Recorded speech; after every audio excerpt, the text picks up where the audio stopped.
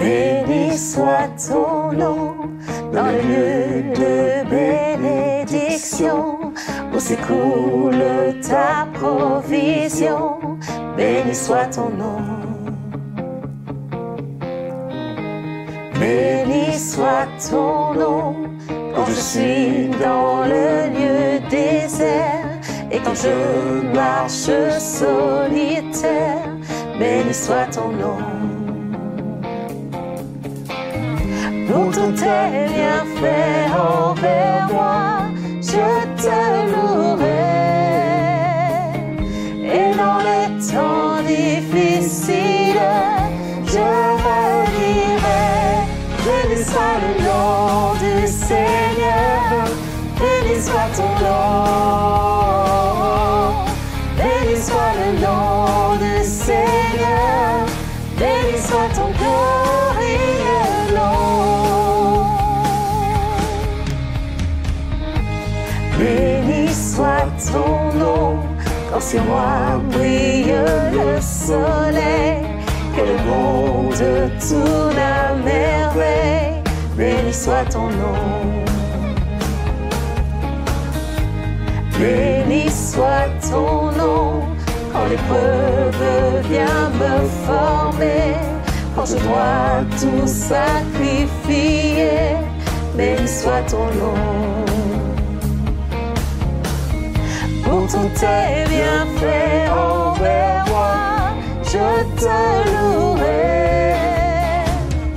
Et dans les temps difficiles, je redirai. Béni soit le nom du Seigneur, béni soit ton nom. Béni soit le nom du Seigneur, béni soit ton glorieux nom. Béni soit le nom du Seigneur, béni soit ton nom. Béni soit le nom du Seigneur, béni soit ton glorieux nom. Seigneur, tu as donné, Seigneur, tu as repris. Malgré tout, je dirais que ton nom soit béni. Seigneur, tu as donné, Seigneur, tu as repris. Malgré tout, je dirais que ton nom soit béni.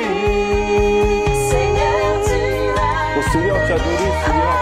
Merci pour tes bienfaits, Seigneur. Merci pour ton amour, merci pour la création. Oui, Seigneur, béni soit ton nom. Nous voulons élever ton nom ce matin parce que tu mérites la gloire, tu mérites l'adoration, Seigneur. Alléluia. Béni soit le nom du Seigneur, béni soit ton nom. Béni soit le nom du Seigneur, béni soit ton glorieux nom. Béni soit le nom du Seigneur, béni soit ton nom. Béni soit le nom du Seigneur, béni soit ton glorieux nom. Béni soit le nom du Seigneur, béni soit ton nom. Béni soit le nom du Seigneur, béni soit ton glorieux nom. Béni soit le nom du Seigneur, béni soit ton nom. Béni soit le nom du Seigneur, béni soit ton glorieux nom. Merci Seigneur mon Dieu pour ta présence, Seigneur. Merci pour ton amour, Seigneur. Merci pour ta bonté et ta fidélité. Béni soit ton nom, Jésus. Alléluia.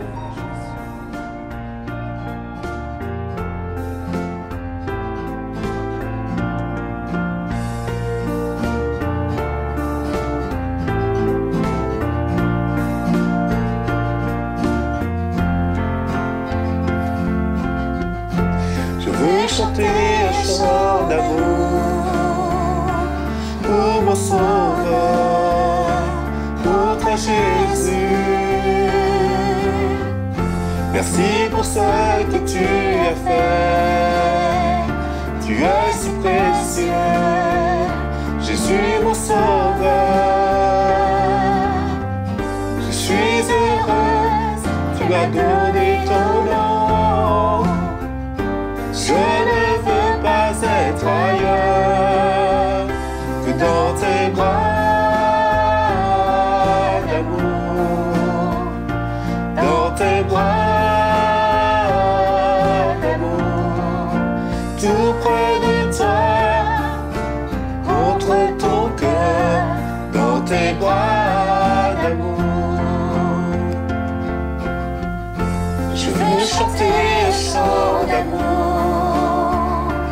pour mon sauveur, pour toi Jésus. Merci pour ce que tu as fait. Tu es si précieux, Jésus mon sauveur. Je suis heureuse, tu m'as donné ton nom. Je ne veux pas être ailleurs que dans tes bras d'amour, dans tes bras d'amour, tout près de toi, contre son cœur, dans tes bras d'amour. Je veux chanter un chant d'amour pour mon sauveur, pour toi Jésus. Merci pour ce que tu as fait. Tu es si précieux, je suis mon sauveur. Je suis heureux, tu m'as donné ton nom. Je ne veux pas être ailleurs que dans tes bras d'amour, dans tes bras d'amour, tout près de toi, contre son cœur, dans tes bras d'amour.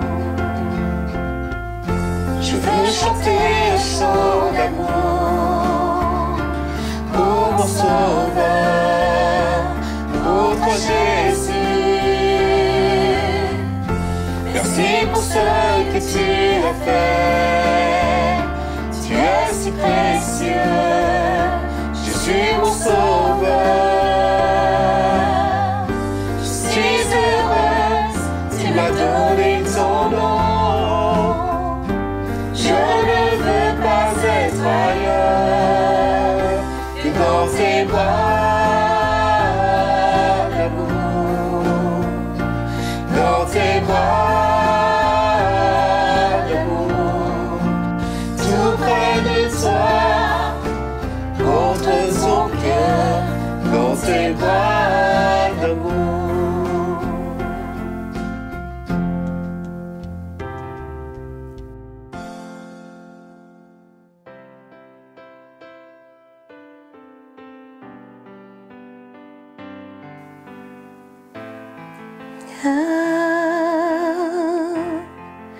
Oh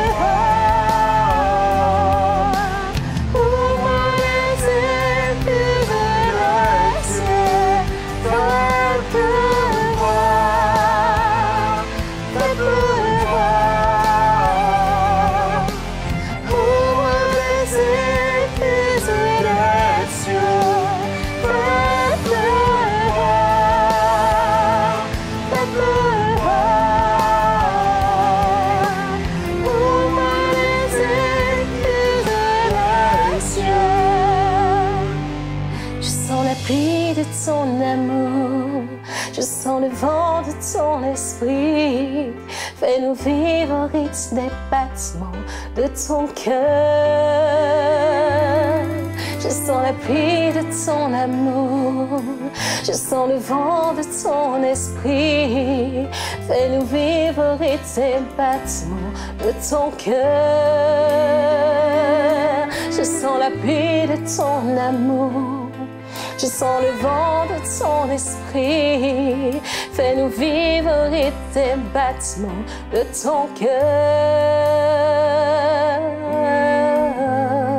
Fais pleuvoir. Oh, let it rain. Oh, let it rain. Let it rain. Open the floodgates of heaven. Let it rain. Let it rain. Open the floodgates of heaven. Oh, oh, oh, let it rain, let it rain, let it rain, let it rain. Oh, oh, oh, oh, let it rain, let it rain, let it rain. I feel the rain of your love. I feel the rain of your spirit. Now the heartbeats of heaven, let us hear. I feel the rain of your love. I feel the rain of your spirit. Now the heartbeats of heaven, let us hear. I feel the rain of your love. I feel the rain of your spirit. Now the heartbeats of heaven, let us hear. Let it rain. Let it rain. Open the floodgates of heaven. Fais pleuvoir. Fais pleuvoir. Ouvre les écluses des cieux. Fais pleuvoir. Fais pleuvoir. Ouvre les écluses des cieux. Fais pleuvoir. Fais pleuvoir. Ouvre les écluses des cieux.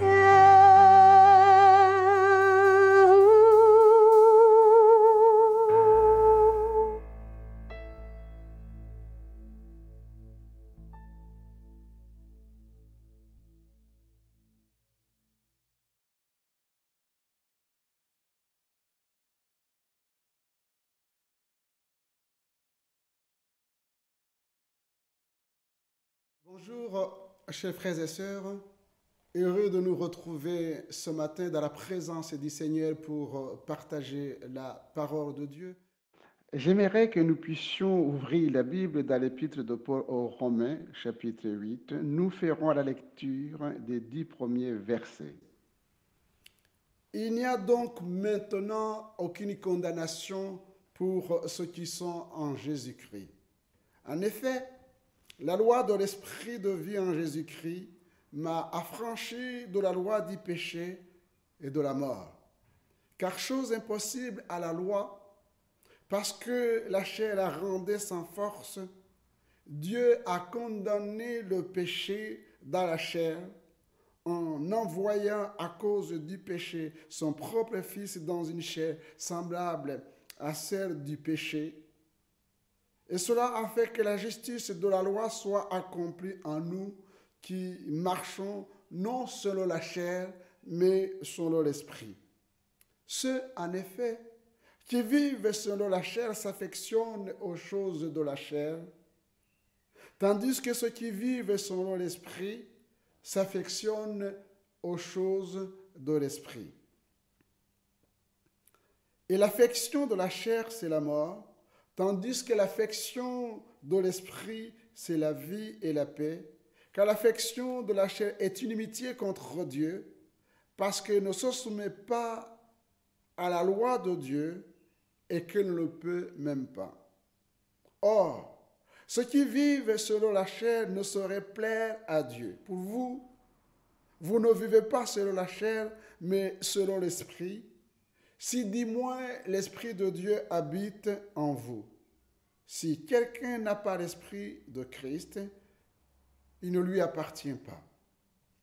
Et si Christ est en vous, le corps, il est vrai, est mort, à cause du péché, mais l'Esprit est vie à cause de la justice.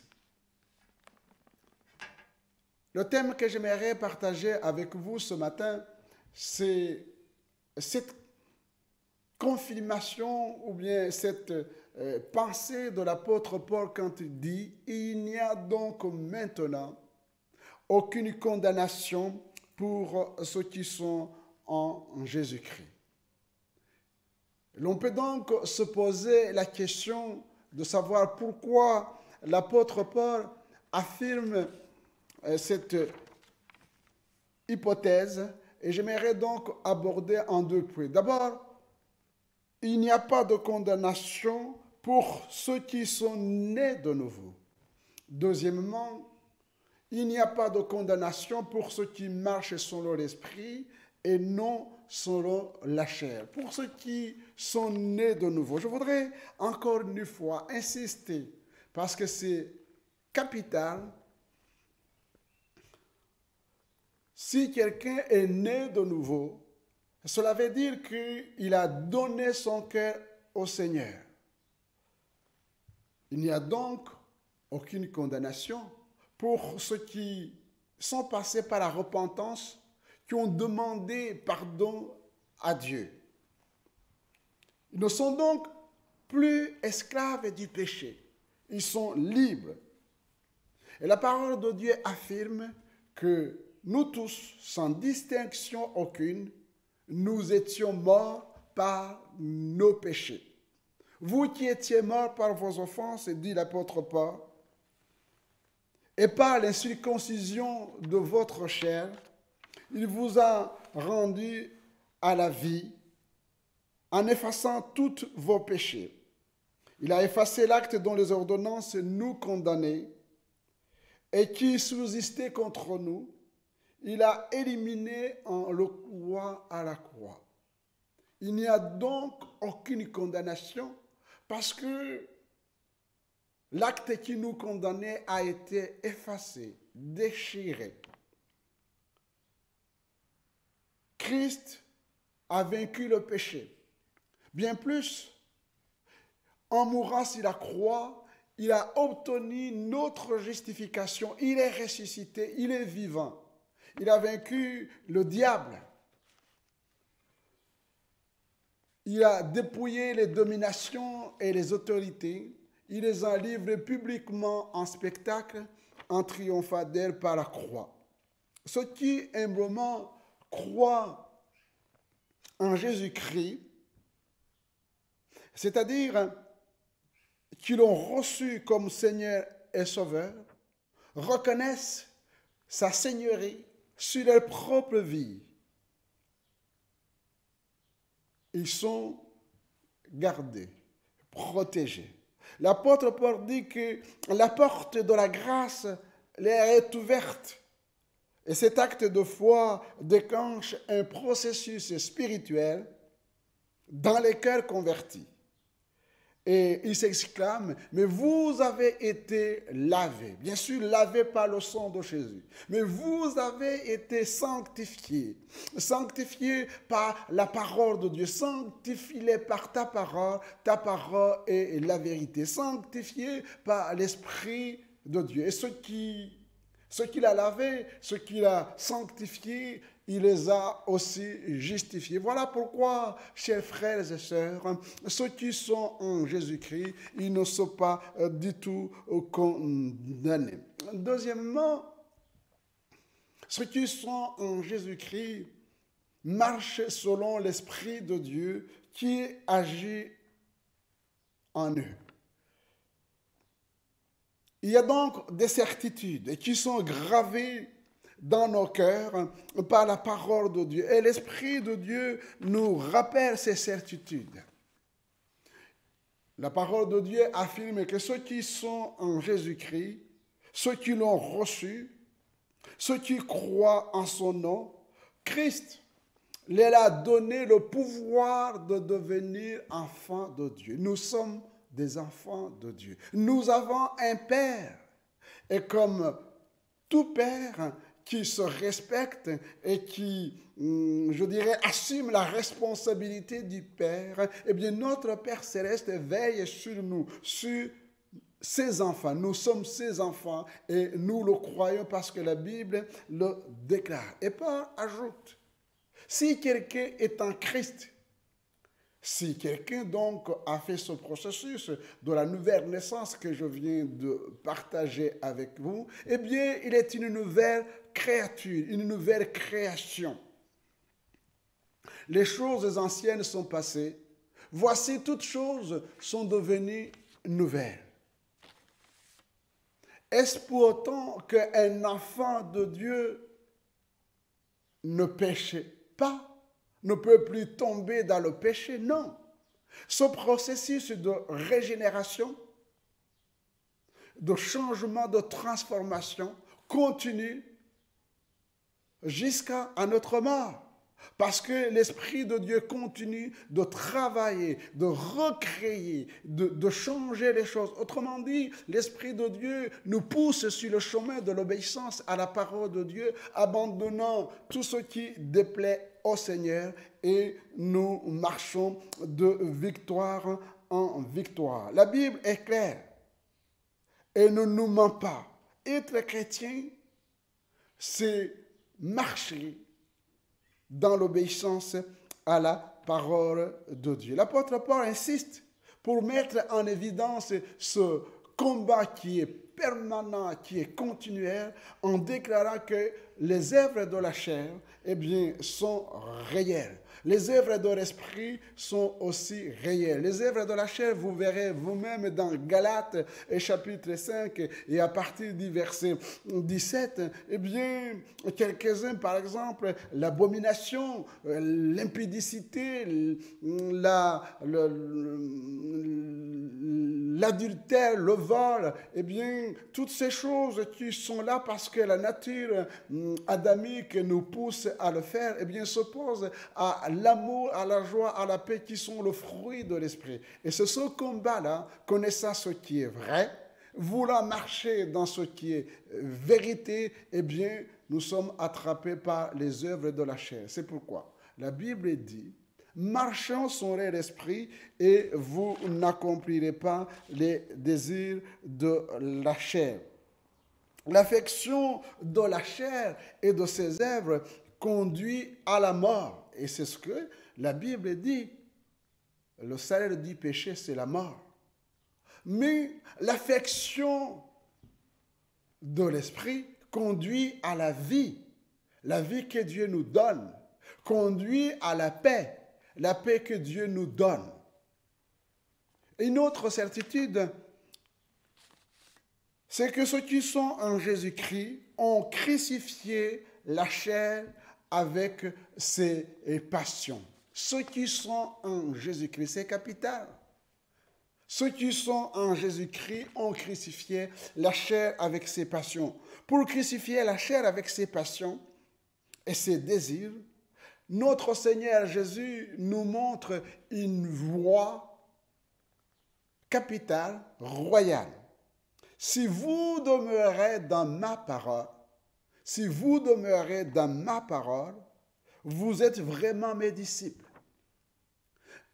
Au passage, je vous invite, chers frères et sœurs, à méditer l'évangile selon Jean, chapitre 1er, où Jésus lui-même se définit comme la parole. Au commencement était la parole, et la parole était avec Dieu, et la parole était Dieu. Autrement dit, si nous demeurons en lui, si vous demeurez dans ma parole, si vous demeurez en moi, autrement dit, vous êtes vraiment mes disciples. Vous connaîtrez la vérité et la vérité vous affranchira. J'ai tendance à dire toujours que la vérité, ce n'est pas un concept philosophique. Dans la Bible, la vérité, notamment dans ces textes, la vérité, c'est Jésus lui-même. Je suis le chemin, la vie et la vérité.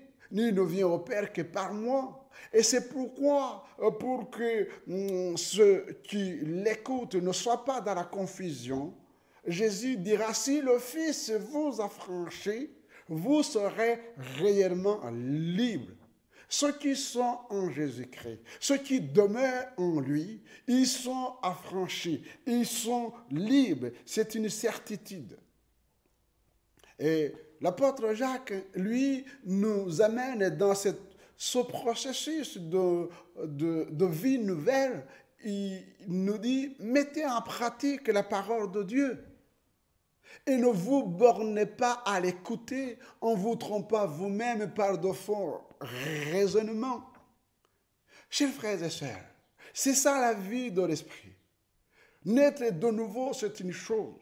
Mais marcher selon l'esprit, c'est cette parole qui est en nous. Et ce désir n'est pas seulement d'écouter, mais de mettre à la parole de Dieu en pratique, eh bien, nous permet de vivre selon la volonté de Dieu.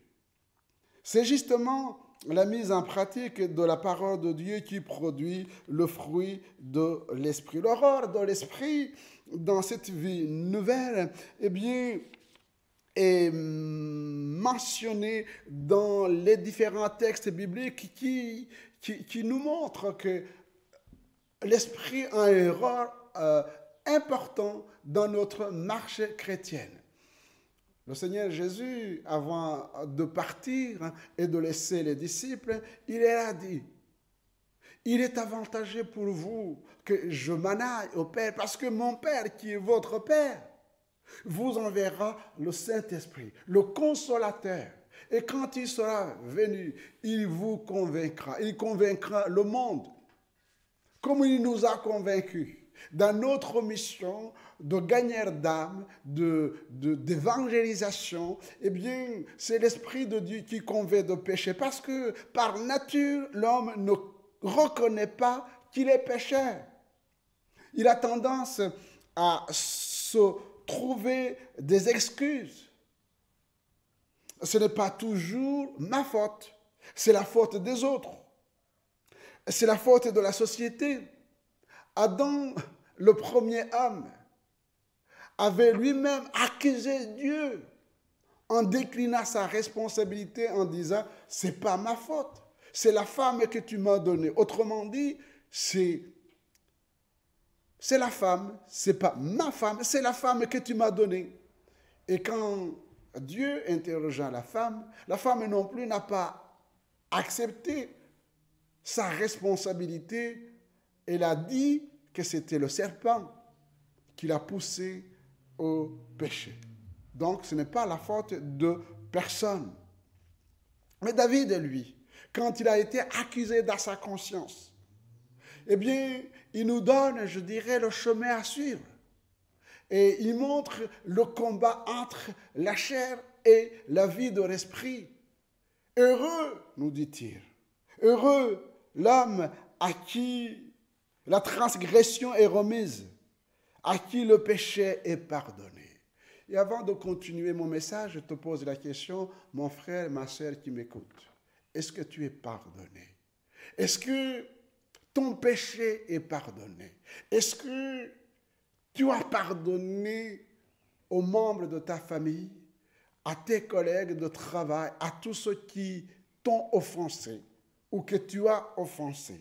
Et c'est le rôle de l'Esprit de Dieu de nous conduire dans cette dimension de l'Esprit, de ne pas nous trouver des excuses, mais d'être toujours humble pour reconnaître nos fautes et demander pardon à Dieu. Heureux l'homme à qui l'Éternel n'impute pas l'iniquité et dans l'esprit duquel il n'y a point de fraude, parce que l'Esprit de Dieu sonde nos cœurs. Nous pouvons nous justifier nous-mêmes. Quand l'Esprit de Dieu nous sonde, eh bien, nous avons cette reconnaissance de dire oui, c'est vrai, Seigneur, j'ai péché contre toi et je te demande pardon.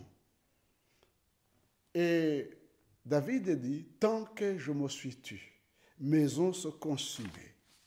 Tant que j'ai gardé le péché, tant que je n'ai pas voulu faire ce que la parole de Dieu me dit de faire, eh bien, mes os se consumaient et je gémissais. Je vous en supplie, chers frères et sœurs, n'entrez pas en conflit avec l'Esprit de Dieu qui, avec douceur, mais aussi avec fermeté, nous pousse sur le chemin de l'obéissance à la parole de Dieu. Le Saint-Esprit nous convainc de justice et de jugement. Comme Jésus, le Saint-Esprit sonde les cœurs et les pensées. Personne ne peut le tromper. Il amène à la lumière ce qui est caché et confond ainsi les hypocrites. De jugement parce que le monde est gouverné par le prince de ce monde, le diable. Par ses mensonges, il ne cesse de pervertir les voies de Dieu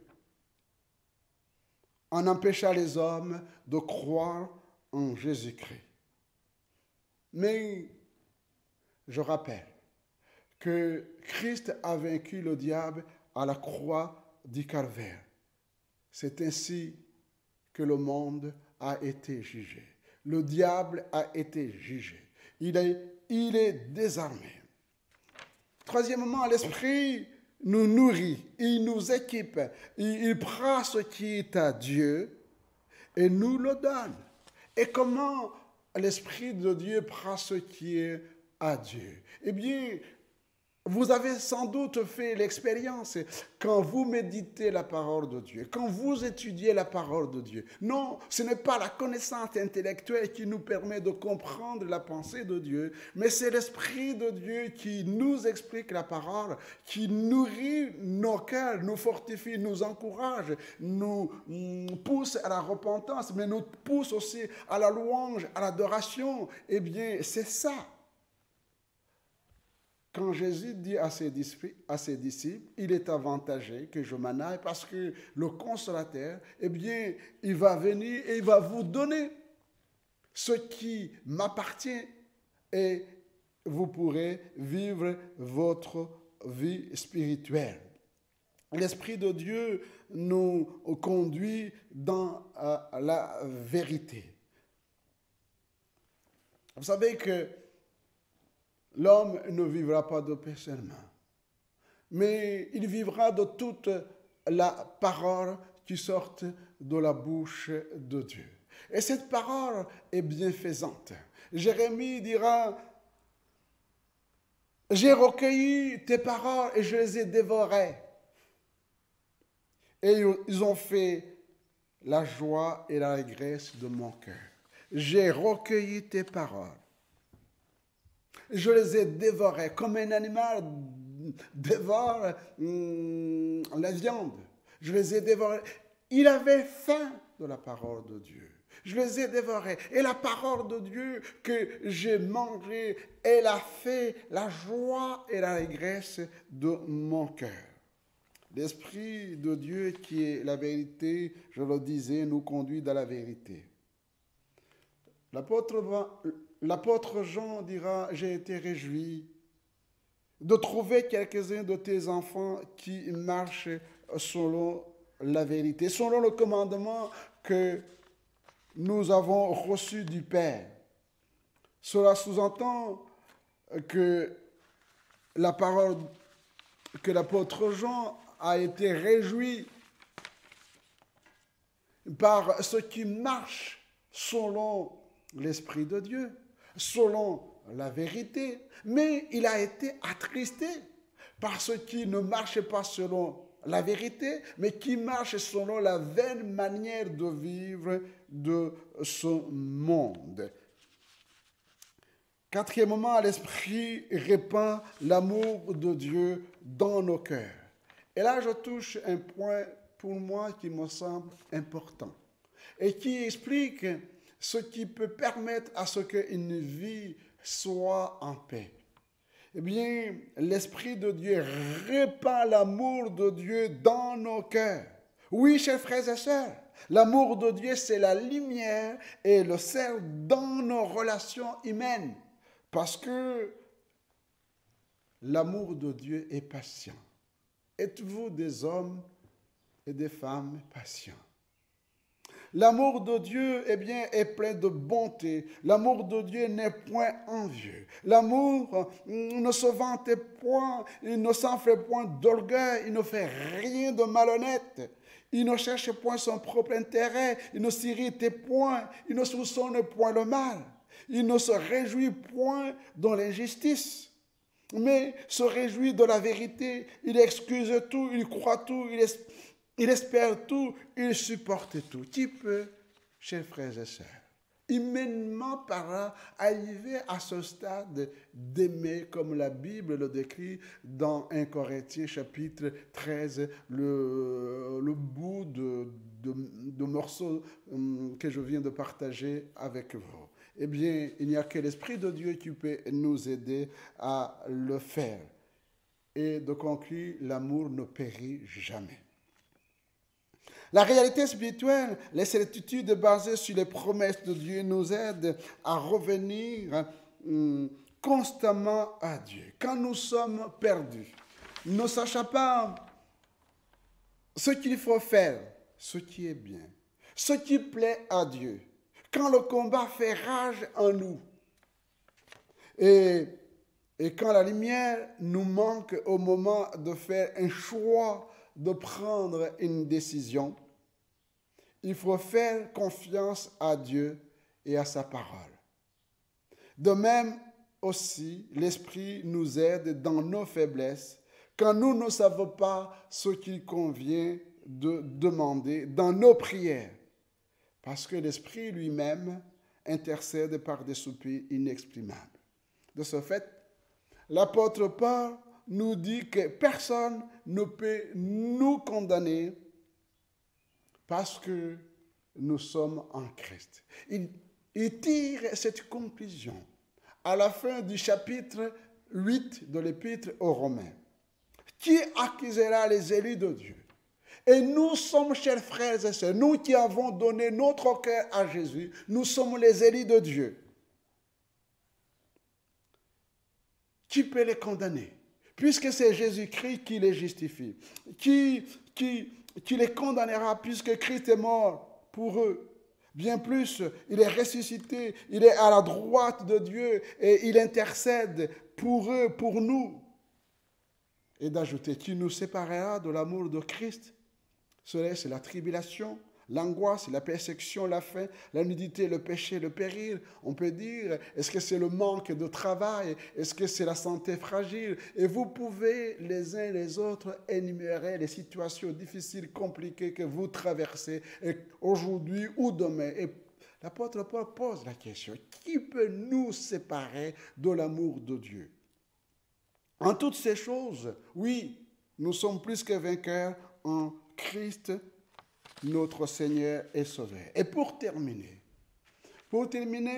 j'aimerais revenir sur l'exemple de Moïse, pour mieux comprendre que rien ne peut condamner ceux qui sont en Dieu et qui le servent en esprit et en vérité. Dans Hébreux chapitre 11 et au verset 24, nous avons cette parole de Dieu. C'est par la foi que Moïse est devenu grand, refusant d'être appelé fils de la fille de Pharaon. Il préféra être maltraité avec le peuple de Dieu que d'avoir un temps la jouissance du péché. Il regarda l'opprobre de Christ comme une richesse plus grande que les trésors de l'Égypte, car il avait les yeux fixés sur la rémunération. C'est par la foi qu'il quitta l'Égypte, sans être effrayé de la colère du roi, car il se montra ferme comme voyant celui qui est invisible. 4 petits points qu'on pourra peut-être développer plus tard. Bien, Moïse savait qui il était. Longtemps, il était considéré, il s'est considéré lui-même comme étant égyptien. Mais lorsqu'il est devenu grand, lorsqu'il a été en contact avec ses parents, lorsque Dieu l'a visité, il a eu cette révélation qu'il était hébreu. Et à partir de ce moment, le Seigneur a saisi son cœur. Oui, chers frères et sœurs, nous ne sommes pas du monde. Nous sommes des enfants de Dieu. Et nous ne pouvons pas continuer à nous considérer comme faisant partie du monde. Deuxièmement, ses yeux étaient fixés sur celui qui est invisible. Pour les incrédules, mais visible pour les enfants de Dieu. Nous ne marchons pas dans les ténèbres, nous sommes des enfants de lumière. Nos yeux restent fixés sur celui qui est mort bien plus et qui est vivant, assis dans les lieux célestes. Nous sommes constamment en communion avec lui. Il est devenu visible. Il est invisible pour le monde, mais il est visible pour nous. C'est notre chef, c'est notre guide et il nous conduit. Et troisièmement, Moïse avait une pleine conviction que Dieu délivrerait son peuple et que c'est lui que Dieu a choisi pour cette mission. Nous aussi, chers frères et sœurs, nous avons été sauvés pour servir. Et chacun d'entre nous doit quitter, la peur, la crainte, la paresse, mais se laisser entraîner par l'Esprit de Dieu pour entrer chacun d'entre nous dans les plans et les projets que Dieu a préparés d'avance pour chacun d'entre nous pour que nous puissions le servir. Et pour terminer quatrièmement, eh bien, c'est avec le sang que les enfants d'Israël ont été sauvés. L'Esprit de Dieu avait dit à Moïse de dire aux enfants d'Israël de mettre le sang sur les linteaux de porte et l'exterminateur verra le sang et passera outre. Le sang de Jésus versé à la croix nous lave. Le sang de Jésus nous purifie. Eh bien, si nous confessons nos péchés, il est fidèle et juste pour nous sanctifier et nous purifier de toute iniquité. La victoire de Jésus, il est mort bien plus, il est ressuscité. Eh bien, sa résurrection, c'est notre victoire. Sa résurrection nous permet d'entrer pleinement dans la vie de l'Esprit. Oui, chers frères et sœurs, il n'y a donc maintenant aucune condamnation pour ceux qui sont en Jésus-Christ. Je vous invite, chers frères et sœurs, à terminer ces moments par la prière. Seigneur, notre Dieu, notre Père, nous te remercions de ce que dans ton amour infini, tu nous as envoyé ton Fils Jésus-Christ, qui nous a délivrés de l'emprise et du péché en faisant de nous tes enfants. Nous te remercions parce que jour après jour, Seigneur, tu es avec nous par ton esprit qui nous conduit dans la vérité. Reçois la louange et l'adoration de nos cœurs. Merci de bénir mes frères, mes sœurs, d'étendre ta main bienfaisante et guérissante sur chacun de nous, sur chacune de nos situations. Nous te prions également, toi qui es venu pour convaincre le monde de ton amour, Seigneur, de bénir le témoignage de l'Église dans ce monde des ténèbres. Nous te prions de nous aider aussi à aimer ceux qui ne te connaissent pas. Nous te louons et nous te rendons grâce. Merci parce que dans ces moments difficiles, nous te prions, Seigneur, de chasser et le mal et surtout de vaincre cette maladie. Oui, à toi toute la gloire, la louange et la reconnaissance de nos cœurs dans le nom de Jésus. Amen. Chers frères et sœurs, je pense que vous avez déjà vu sur les réseaux sociaux et dans les médias que le gouvernement a autorisé à nouveau les églises à ouvrir les lieux de culte tout en maintenant les recommandations sanitaires. Vu les recommandations de notre mouvement des Assemblées de Dieu de France et du CNEF, les membres du conseil d'administration de l'église de Nantes-Pontreau et l'équipe pastorale se sont réunis lundi et nous avons pris la décision de reporter les cours du dimanche et les réunions de la jeunesse en septembre. En ce qui concerne l'église, nous continuerons nos réunions sur les réseaux sociaux parce que les règles de distance entre les chrétiens de 4 mètres carrés nous amènent à organiser du culte le dimanche, ce qui est quasiment impossible. Nous vous invitons donc à persévérer dans la prière afin que Dieu nous aide à nous débarrasser de ce coronavirus. Que le Seigneur vous bénisse. Merci.